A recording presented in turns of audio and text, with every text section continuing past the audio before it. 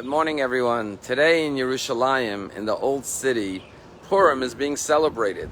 This year is a threefold Purim. Friday was Purim for Jews in the diaspora and those who live outside of the Old City of Jerusalem. Shabbat, yesterday, was Shushan Purim for the capital of Persia. And today is for the Old City of Jerusalem, since they could not celebrate yesterday, which was the 15th of Adar, when the walled cities normally celebrate Purim. They celebrate it today. So we have Friday, Shabbat, and Sunday, a 3-day Purim celebration. The very last verse of the Megillah extols the greatness of Mordechai. And it says, Ki Mordechai Yehudi, Mordechai the Jew, Mishneh LaMelech Achashverosh, was the prime minister. He became the prime minister of Persia, replacing Haman.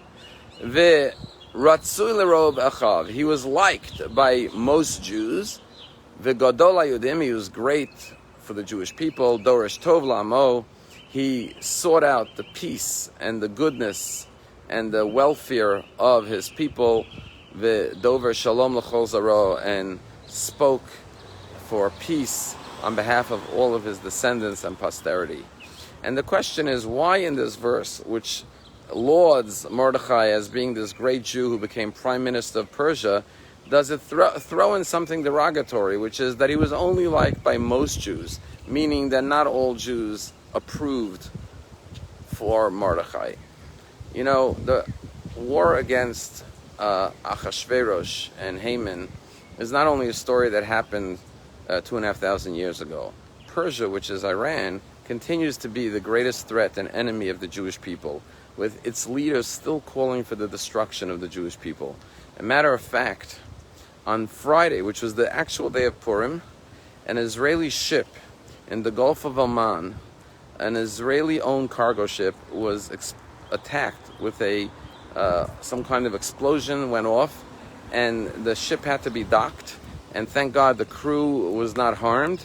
But Israel believes that this attack on this Israeli-owned ship was carried out by Iran. And of course, the biggest question facing the world today is how to deal with the threat of Iran, which is the greatest state-sponsored terrorists in the entire Middle East and around the world, and especially their threats against Israel. And so the story of Purim continues until this very day. And here's the way our rabbis explain why there were those Jews who criticized Mordechai. There were those who said, okay, Mordechai, you intervened, you got Esther to save the Jews by going to King Achashverosh and getting Haman hanged, but now that the threat is over, why are you going into politics? Why are you becoming a prime minister? You're Mordechai, the great Jew. You're a great rabbi. You should come back and serve in the Jewish court of the Sanhedrin. Why are you leaving the world of Torah study to become prime minister of Persia? And so there were those Jews who criticized Mordechai, and therefore he did not find favor in the eyes of all Jews. However, Mordechai said, no, I need to remain as prime minister, because although the current threat has passed, who will be here to protect the Jews when there's a new threat from a new enemy? I must stay on as prime minister of Persia to King Achashverosh to defend, protect, and seek out the welfare and the well-being of my brethren. And that's why Mordechai, even though he was making a great sacrifice, giving up the world of Torah study as a great leader of the Sanhedrin, became prime minister because he was looking out to protect and defend the Jewish people. And that's why when the Megillah, the last verse, talks about his greatness, it actually says he was only liked by the majority of Jews. Not everyone liked or approved of Mordechai, but that's actually his praise, that he was willing to make that sacrifice. Although he would have preferred to study Torah and be a great rabbi, he gave that up to become prime minister, not for himself, but for the protection and the well-being of the Jewish people. And this is what Mordechai inspires all of us, that we always have to be there to look out for and protect and defend our brethren, our Jewish nation, wherever they may be. On February 8th, just 2 weeks before Purim, a great Jew in Israel by the name of Schlomo Hillel passed away at the age of 97. Schlomo Hillel was born in Baghdad, Iraq in 1923. He was one of 11 siblings. He had a very wealthy family. His parents were well-to-do.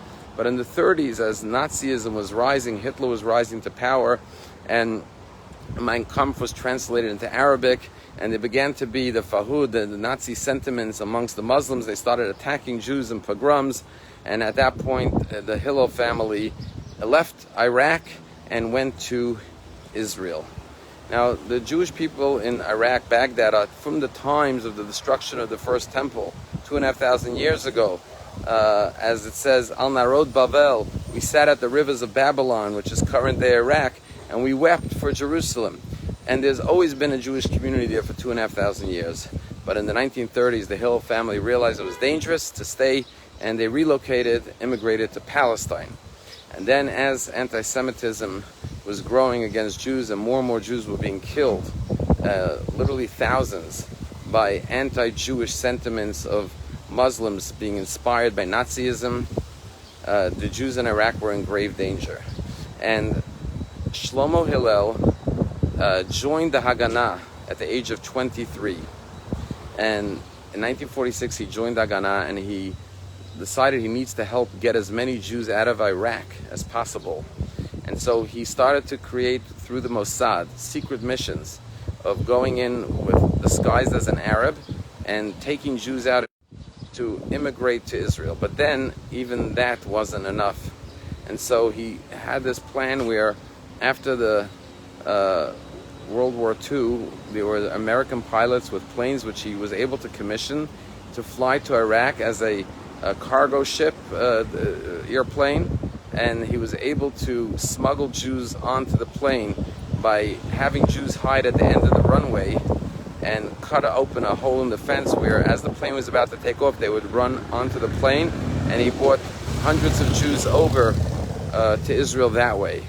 But then, after the War of Independence, he went to Iran and found another way to bribe high officials and smuggle Jews from Iraq into Iran and bring them over to Israel. But then in 1950, the Iraqi government, for the first time, allowed Jews to emigrate to Israel.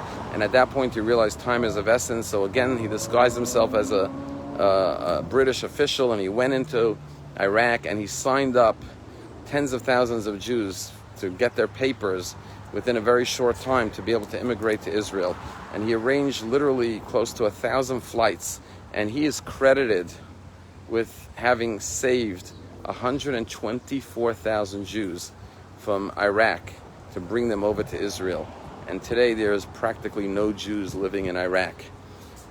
In addition to that, in 1977, he became a Speaker of the Knesset, and he served in the Israeli government, and he was the one who brought about the Israeli government mandate to bring over all the Ethiopian Jews.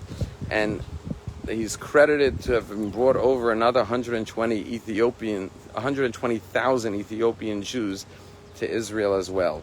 And this man, who was laid to rest at the age of 97 just 2 weeks ago, is credited for having saved 250,000 Jews, both from Iraq and from Ethiopia. And what's amazing is that his son, Ari, at the funeral said that his wife was one of those immigrants that his father brought over from Ethiopia. And he said that when he saved those Jews, he was not only saving them, but he was rewarded in his very own lifetime to see his daughter-in-law marry his son, having been saved from Ethiopia through his efforts. Like Mordechai the Jew in Persia and Queen Esther, this Jew, Schlomo Hillel, in modern times, during the time of the birth of the State of Israel, was responsible for saving 250,000 of his own brethren from Iraq and Ethiopia, which teaches us the lesson that Mordechai taught us, that we have to remain involved and engaged in current affairs, to keep a watchful eye over our brothers and sisters wherever they may be in the world, and never take for granted the safety, the security, and the continuity of the Jewish people. We are our brothers' keepers, and we must be vigilant and watch over one another.